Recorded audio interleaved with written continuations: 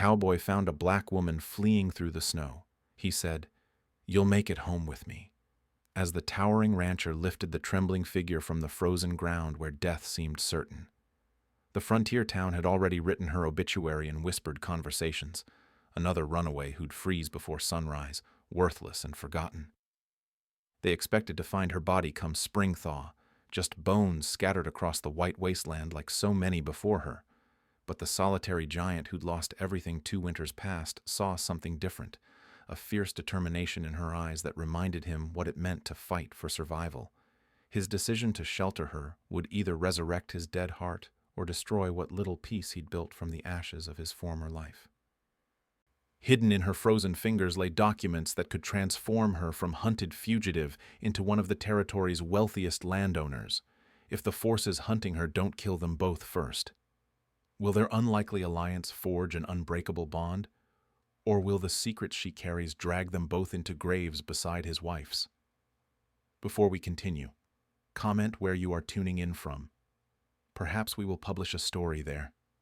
The shackles had left marks on Lila Bennett's wrists 3 days ago. Now those same hands clutched a worn leather satchel as she stumbled through knee-deep Wyoming snow. The blizzard showed no mercy. Neither had the work camp. Her breath came in sharp puffs. Each step forward felt like her last. The debt bondage contract had been fake. She knew that now. They had kept her working the fields under lies about money owed, money her dead father never borrowed.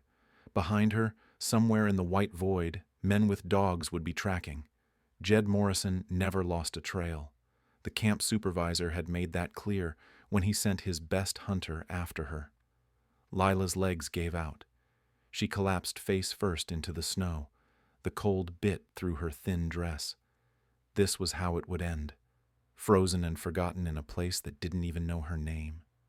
Heavy footsteps crunched through the snow nearby. A massive figure emerged from the storm. The man stood over 6 feet tall with shoulders broad as a barn door. His weathered face showed years of hard living. Eli Tate had been checking his fence line when he spotted the dark shape against the white landscape. He knelt beside her. Lila's skin had turned blue.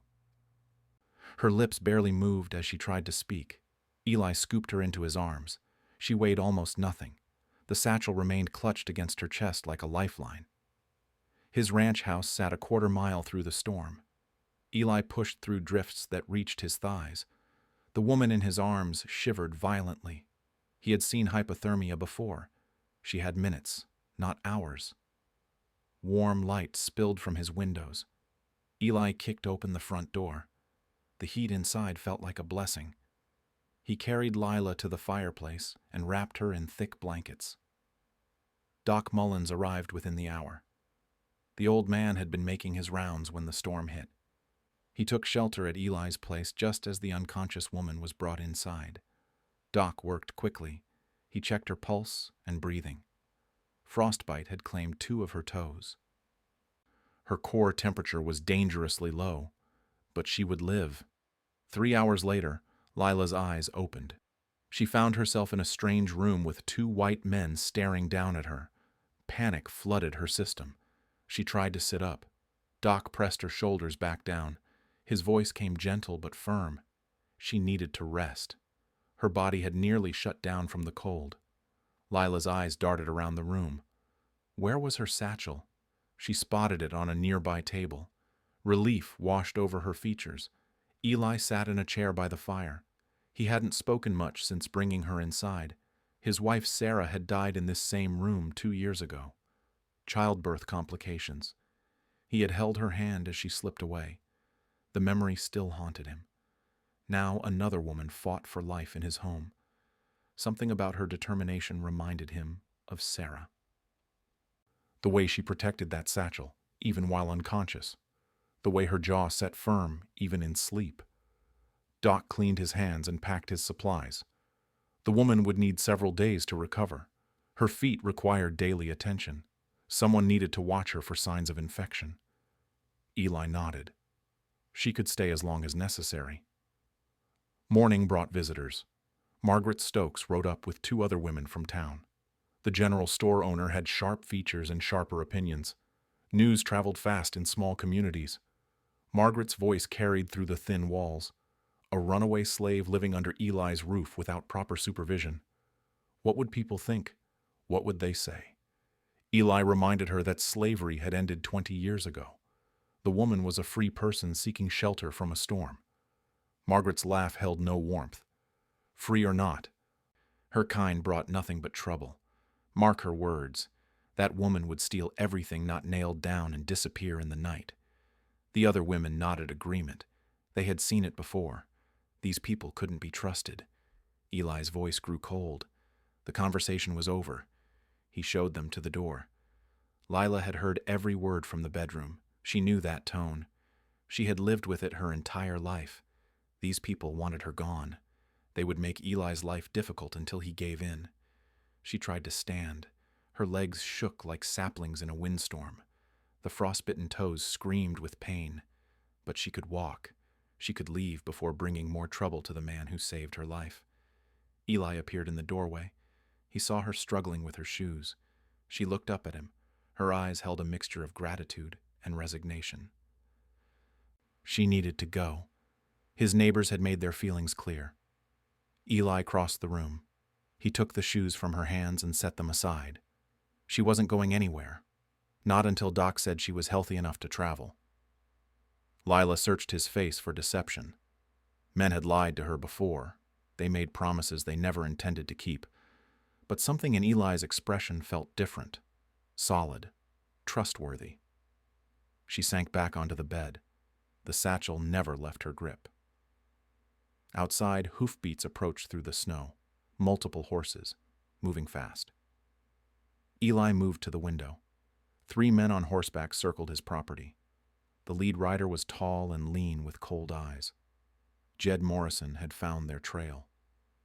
Morrison's voice carried through the winter air. He called out to the house. They were looking for stolen property. A woman who belonged to the Blackwater work camp. She had debts to pay. Eli stepped onto his porch. His rifle stayed visible, but not threatening. He knew nothing about any work camp. He had found a woman nearly frozen to death. Christian duty demanded he help her. The tracker's eyes narrowed. Morrison had spent 15 years hunting deserters during the war.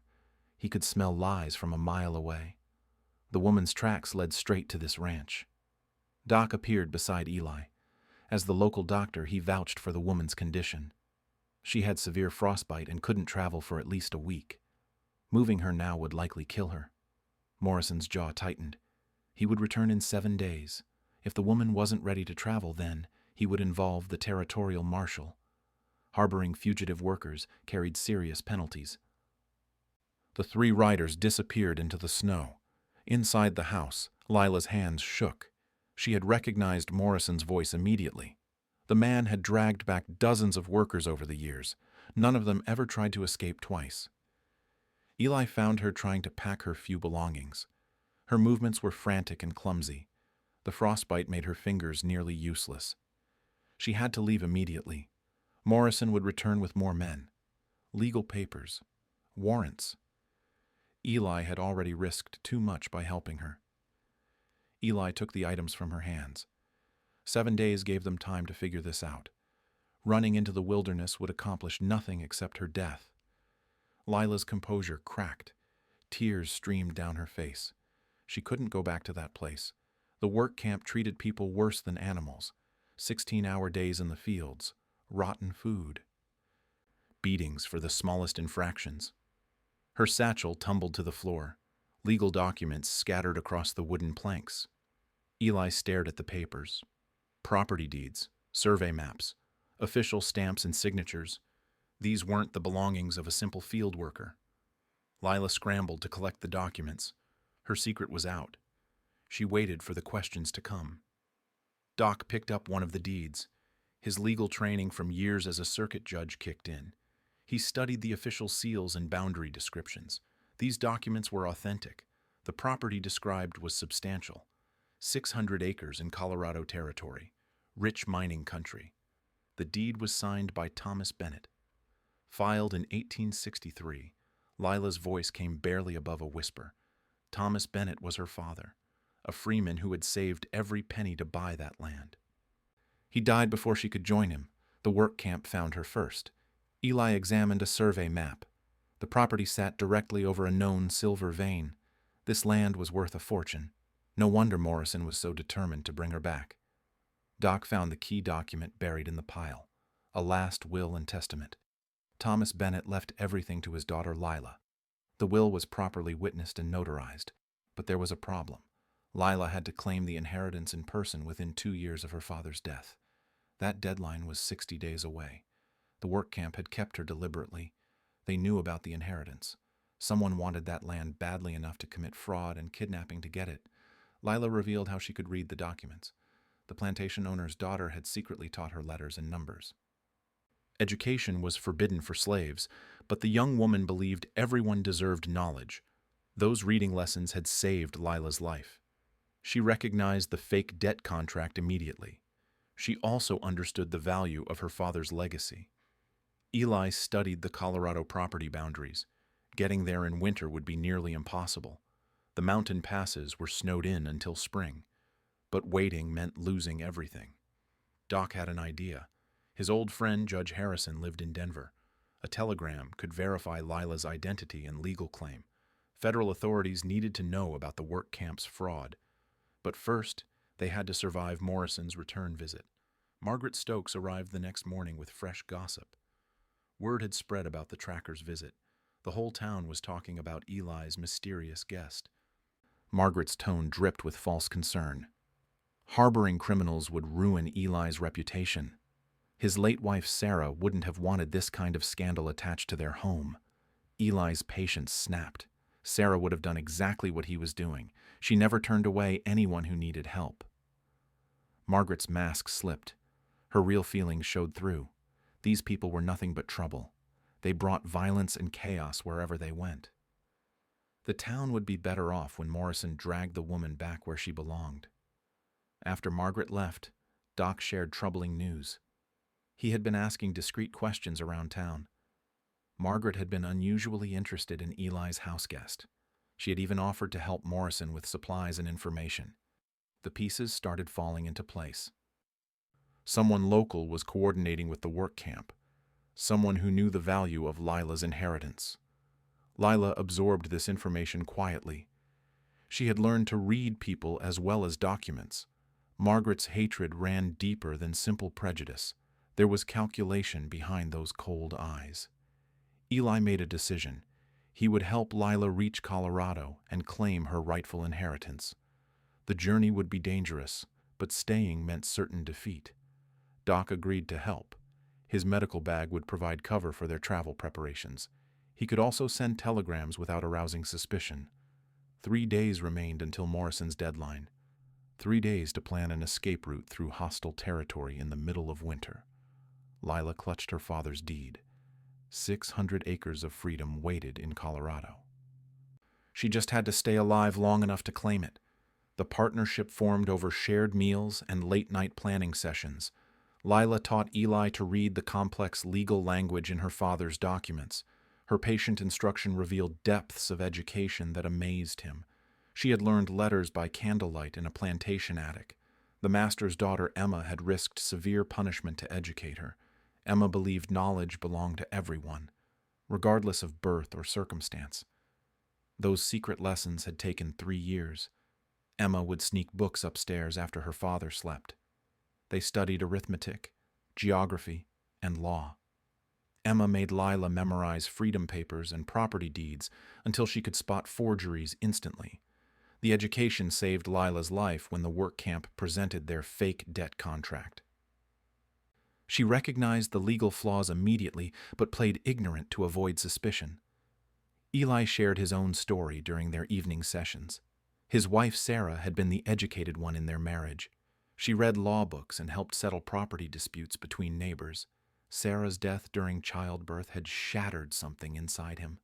He blamed himself for not getting Doc there faster, for not knowing the warning signs, for failing when she needed him most. The guilt had driven him into isolation. He stopped talking to neighbors, stopped attending church, stopped living beyond the basic requirements of survival. But teaching Lila ranch management awakened something dormant. He showed her how to read weather patterns and animal behavior. how to calculate feed requirements and water resources. She absorbed every lesson with fierce concentration. This knowledge represented security, independence, the ability to protect herself when others wouldn't. Doc's research revealed disturbing connections. The Blackwater work camp operated across 3 territories. They specialized in trapping former slaves and freedmen through fake debt contracts. The camp's legal representative was a lawyer named Marcus Stokes, Margaret's brother. The family had built a profitable business stealing property from vulnerable people. Their method was simple but effective. Find someone with valuable land or inheritance rights. Create false debts through forged contracts. Hold them in bondage while legal deadlines expired. Claim the abandoned property through legal loopholes. Lila's case was worth more than most. Her father's Colorado land sat directly over a major silver deposit. Recent surveys estimated the mineral rights alone were worth $50,000. The spring thaw arrived early. Snow melted into rushing streams that made travel possible but dangerous. Morrison would return within days, expecting to collect his prize. Eli prepared for the worst-case scenario. He cleaned his rifles and inventoried ammunition. His military training from the cavalry had taught him defensive positioning. But Lila had a different idea. Running would only delay the inevitable. Morrison had resources and connections. He would track them across half the continent if necessary. She proposed something bolder. They would expose the entire operation publicly, force Morrison to defend his fake contracts in front of witnesses. Make the town choose sides based on facts instead of prejudice. Doc supported her strategy. His years as a circuit judge had taught him the power of public opinion. Criminals thrived in darkness, but withered under scrutiny. They needed proof of the conspiracy. Doc volunteered to search Margaret's store for correspondence with her brother. His medical rounds gave him access to most buildings in town. The search yielded a treasure trove of evidence. Letters between Marcus and Margaret detailed their schemes across multiple territories. Payment records showed Margaret's compensation for identifying targets. Most damning was a telegram from Marcus. He was sending additional men to support Morrison. Lila's inheritance was too valuable to lose to legal challenges. The final piece fell into place when Doc intercepted a message to the territorial marshal. Morrison had requested official warrants based on fabricated charges: theft, assault, destruction of property. The fake charges would give Morrison legal authority to drag Lila back in chains. No one would question a federal warrant, especially regarding someone of her background. Time was running short. Morrison's reinforcements were already en route. The town marshal had received orders to assist with the arrest. Even friends would be powerless to intervene once federal warrants were served. Lila made her choice. She would face Morrison publicly before he could serve his fake warrants. Force him to prove his claims in front of witnesses who could verify the truth. The confrontation would happen at the general store. Margaret's establishment served as the unofficial town meeting place. Word would spread quickly about any dramatic events there. Eli objected to the plan. Too many variables. Too much could go wrong. Morrison might simply shoot her and claim she resisted arrest. But Lila understood something Eli didn't. Morrison's power came from operating in shadows. He relied on people's assumptions and prejudices. Strip away those advantages, and he became just another bully with fake papers. She had one card left to play. A telegram from Judge Harrison in Denver had arrived that morning. Her identity was confirmed. Her inheritance was legally protected under federal law. Any attempts to prevent her claim would constitute federal crimes. Doc added his own leverage. He had contacted an old colleague who now worked as a federal investigator. The Stokes family operation was already under scrutiny for similar schemes in other territories. The trap was set. Margaret's greed and Morrison's overconfidence would be their downfall. But success depended on perfect timing and flawless execution. Morrison arrived with 6 men just as the morning stage brought its weekly load of passengers. The extra witnesses would either help or doom their plan. Lila walked out of Eli's ranch house carrying her father's documents. Her spine was straight. Her chin was raised. She looked like someone who owned 600 acres of valuable land. Morrison's hand moved toward his gun when he saw her approach. But too many eyes were watching. Too many potential witnesses for casual violence. The final confrontation would determine whether justice or greed ruled this corner of Wyoming territory. The telegram arrived at dawn with news that changed everything. Doc tore open the envelope with shaking hands. His correspondent in Denver had uncovered records that went far beyond a simple work camp scheme. The Blackwater operation was massive. 15 camps across 5 territories. Over 300 people held in fraudulent bondage. Property theft worth more than $200,000. Marcus Stokes wasn't just Margaret's brother. He was the mastermind behind a criminal empire that stretched from Colorado to Kansas. Federal investigators had been tracking him for months. But the most shocking revelation came in the final paragraph. Margaret wasn't just providing local support. She was a full partner who identified targets and coordinated seizures. Her general store served as a front for gathering intelligence. She collected information about property ownership, family deaths, and inheritance disputes. Anyone with valuable assets and limited legal protection became a target. Doc shared the telegram with Eli and Lila. The scope of the conspiracy staggered them. They weren't fighting one corrupt work camp. They were battling an organized criminal network. The federal investigation explained Morrison's urgency. Law enforcement was closing in. The criminals needed to liquidate their most valuable assets quickly before arrests began. Lila's Colorado property represented their biggest prize. $50,000 in mineral rights could fund new operations in different territories. It could also buy enough political influence to escape prosecution. Margaret's behavior suddenly made perfect sense. Her immediate hostility toward Lila wasn't random prejudice. She had recognized a threat to her family's criminal enterprise. The general store owner had been watching Eli's ranch constantly, counting visitors, monitoring supplies, reporting every detail to her brother's network. Doc revealed another disturbing fact. 3 other people with valuable inheritances had disappeared from the area over the past 2 years. All were found dead from apparent accidents or exposure. The pattern was clear. When legal theft proved impossible, the Stokes family resorted to murder. Morrison's arrival with additional men took on sinister implications. They weren't just planning to drag Lila back to the work camp.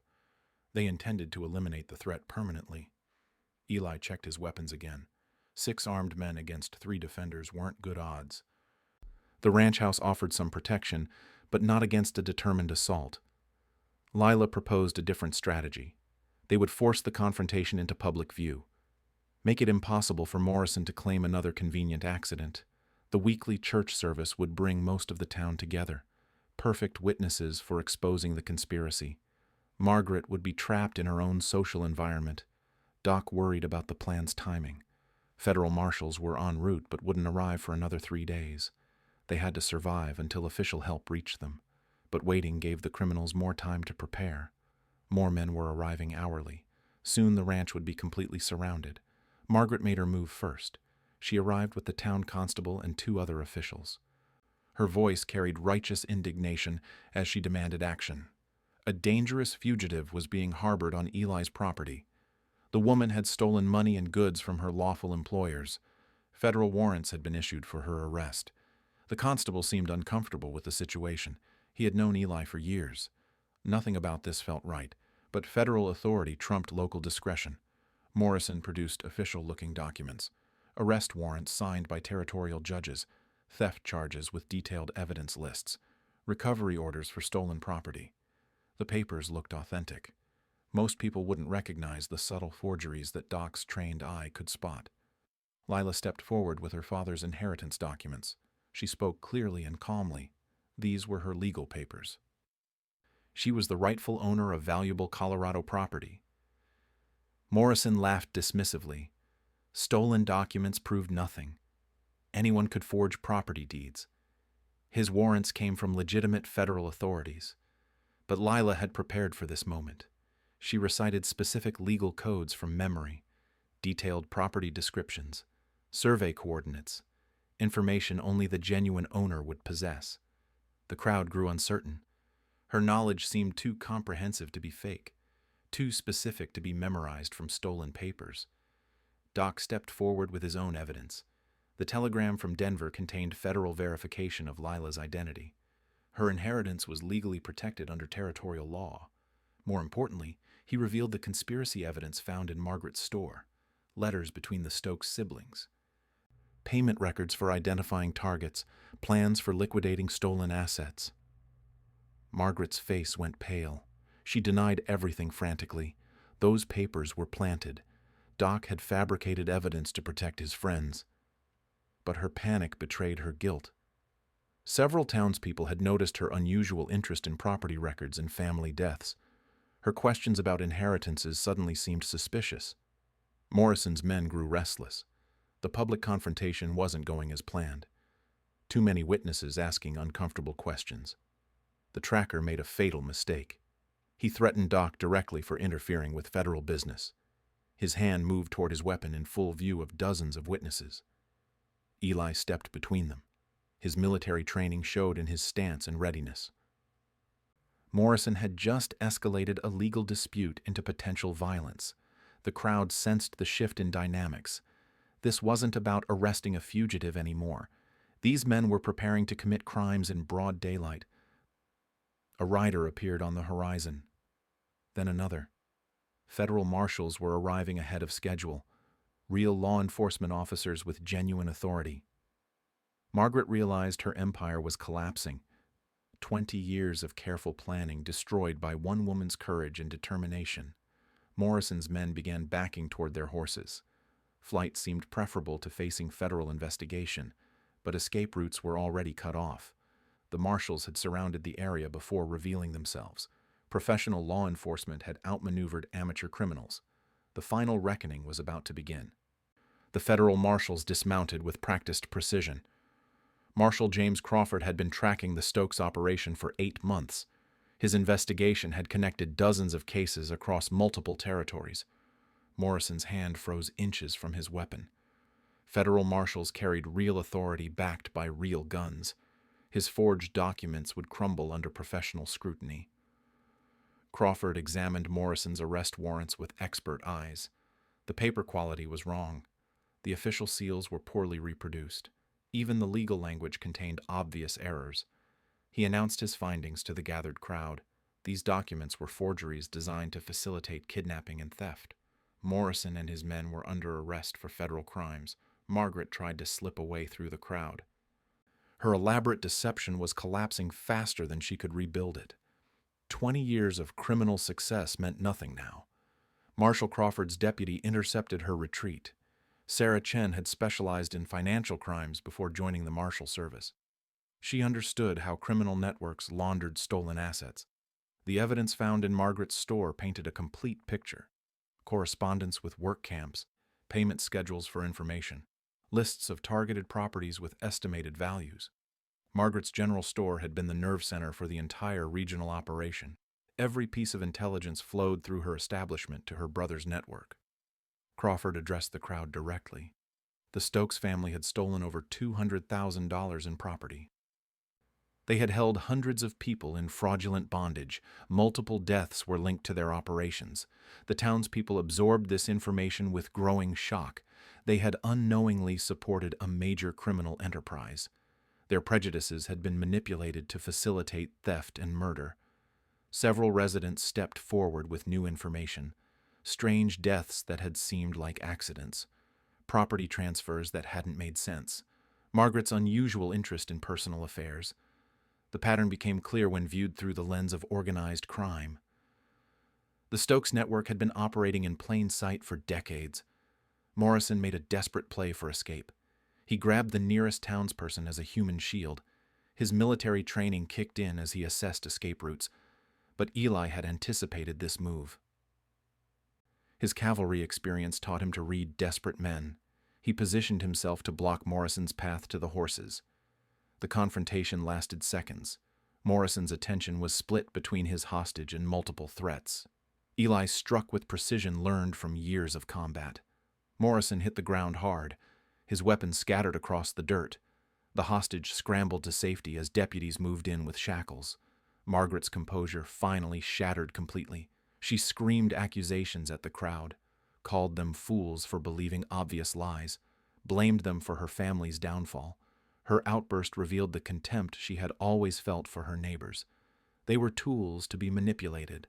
sources of information to be exploited, nothing more than pawns in her criminal enterprise.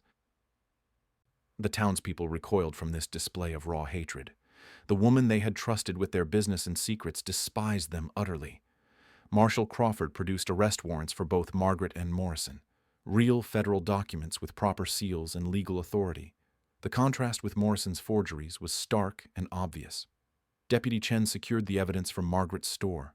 Financial records would help identify other victims across multiple territories. The investigation was expanding rapidly. Lila's legal status was confirmed officially. Her inheritance was protected under federal law. Any interference with her property rights would constitute additional federal crimes. The Colorado land was worth even more than initially estimated. Recent surveys had revealed multiple mineral veins. Silver, copper, and traces of gold ran through her father's property. Doc's role as a retired federal judge added weight to his testimony. His legal expertise had been crucial in recognizing the conspiracy's scope and gathering admissible evidence. The crowd began to shift their attention to Lila and Eli. The couple had stood against overwhelming odds to expose the truth. Their courage had saved the entire community from continued exploitation. Apologies came from multiple townspeople. They had been wrong to judge Lila harshly. Their prejudices had been manipulated by criminals who profited from division and mistrust. The Reverend stepped forward to speak for the community. They owed both Lila and Eli a debt of gratitude. Justice had prevailed because good people had refused to surrender to evil. Margaret was loaded into a prison wagon along with Morrison and his men. She stared at Lila with pure hatred until the wagon disappeared over the horizon. Marshal Crawford explained the next steps. Federal trials would be held in Denver. Lila's testimony would be crucial for prosecuting the entire network. The Colorado property could be claimed immediately. Federal protection would ensure safe passage and legal recognition of her ownership rights. But the larger investigation would continue for months. Other victims needed to be identified and compensated. Work camps across 5 territories required liberation. Doc volunteered to coordinate with federal investigators. His legal knowledge and medical training made him valuable for documenting crimes and treating victims. Eli offered his ranch as a safe house for other survivors. The property was defensible and isolated enough to provide security during the investigation. The town began discussing how to rebuild trust and community. Margaret's manipulation had turned neighbors against each other. Healing those wounds would take time and effort, but the foundation was solid. Truth had emerged victorious over deception. Justice had prevailed over greed. Good people had found the courage to stand together against evil. Lila clutched her father's property deed with trembling hands. The inheritance was finally secure. Her father's dream of freedom and prosperity would live on through her. The nightmare was ending. A new chapter was about to begin. 6 months later, the Colorado property deed hung framed in Eli's ranch house. Lila had claimed her inheritance with federal protection. The silver mine was producing more wealth than her father had ever imagined possible. But she had made an unexpected choice. Instead of moving to Colorado, she sold half the mining rights to a reputable company. The proceeds funded a massive expansion of Eli's Wyoming ranch. Their business partnership had evolved naturally. Lila handled legal matters and financial planning. Eli managed daily operations and livestock. Both brought essential skills to their shared enterprise. The expanded ranch now covered 3,000 acres. They raised cattle and horses for the growing frontier settlements. More importantly, they provided sanctuary for people fleeing various forms of persecution. A small sign by the main gate read, "Bennett Tate Ranch." The hyphenated name reflected their equal partnership in all aspects of the operation. Doc Mullins had accepted appointment as territorial judge. His role in exposing the Stokes conspiracy earned him respect across multiple jurisdictions. He used his position to ensure fair treatment for all residents. The federal trials in Denver had been swift and decisive. Margaret received 20 years in federal prison for fraud and conspiracy. Morrison got 15 years for kidnapping and assault. Marcus Stokes received a life sentence. His criminal network had enslaved over 400 people and stolen property worth $300,000. Dozens of murders were linked to his operations. The work camps were shut down permanently. Survivors received assistance finding family members and legitimate employment. Many chose to start new lives in Wyoming under Doc's protection. The town had undergone its own transformation. Margaret's store was converted into a community center. The new gathering place hosted town meetings and social events without hidden agendas.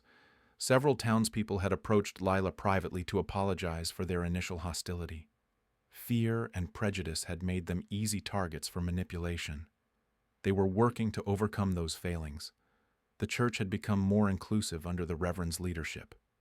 People of all backgrounds were welcome. Sunday services often featured readings about justice and redemption.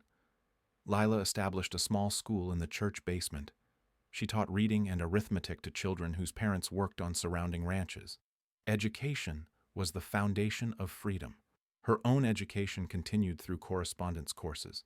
A university in Denver had accepted her as a special student. She studied law and business administration through mail-order lessons. Eli's transformation was equally remarkable. The isolated widower had become a community leader. His military experience proved valuable for organizing mutual defense against bandits and rustlers. Their personal relationship had deepened gradually. Shared work led to mutual respect. Respect grew into friendship. Friendship blossomed into something deeper and more lasting. They married on a crisp autumn morning with the entire community in attendance. Doc performed the ceremony under Wyoming's territorial marriage laws. The celebration lasted well into the evening. Their honeymoon was a business trip to Colorado. Lila wanted to visit her father's grave and inspect the mining operation. She left wildflowers on Thomas Bennett's headstone and whispered her gratitude. The mining company had established a small town around the silver deposits. They named it Bennett's Crossing in honor of the original landowner. Lila's father had achieved a different kind of immortality. Back in Wyoming, the ranch continued expanding. They purchased adjoining properties from settlers who wanted to return east. The consolidated land supported larger herds and more diverse crops. Lila's legal studies proved immediately useful. She helped neighbors with property disputes and contract negotiations. Her services were free, but her advice was invaluable. The ranch became a stop on the informal network helping escaped slaves reach Canada. Hidden rooms in the barn provided temporary shelter. Fresh horses and supplies aided dangerous journeys. Eli's military contacts facilitated these operations. Former cavalry officers provided intelligence about patrol routes and safe passages. The network operated with military precision and civilian compassion. Word spread through underground channels. The Bennett Tate Ranch was a safe haven. People could find shelter, medical care, and legal assistance. No questions were asked about past circumstances. Federal investigators continued visiting regularly. The ranch served as their base for operations across the territory. Lila and Eli's cooperation had been instrumental in dismantling criminal networks. Marshall Crawford became a regular dinner guest. His investigations had uncovered similar schemes in 12 different territories. The Stokes case had been the key that unlocked everything. One evening, a young woman arrived carrying a familiar leather satchel. She had escaped from a work camp in Montana. Her circumstances mirrored Lila's experience exactly. The woman's name was Grace Johnson. Her father had owned valuable timberland in Oregon. A forged debt contract had trapped her in fraudulent bondage for 3 years. Lila recognized the legal documents immediately. The same criminal network was still operating despite the arrests. New leaders had taken over the profitable enterprise. Doc examined Grace's papers with practiced expertise. The forgeries were more sophisticated now, but still contained telltale flaws. The criminals were learning from their mistakes. This case would require federal intervention again. But now they had experience and connections. The network that had saved Lila could save Grace and countless others. Lila held Grace's trembling hands. She remembered that same fear and desperation, the feeling of being hunted with nowhere safe to run. But Grace had found the right place. The Bennett Tate Ranch had become exactly what Lila had dreamed, a home where justice mattered more than prejudice, where people were valued for their character rather than their circumstances. Eli added logs to the fireplace. The flames danced against the walls covered with maps of their expanding ranch. Outside, snow began falling again. But this storm brought no terror. only peace and the promise of another day's work building something good and lasting.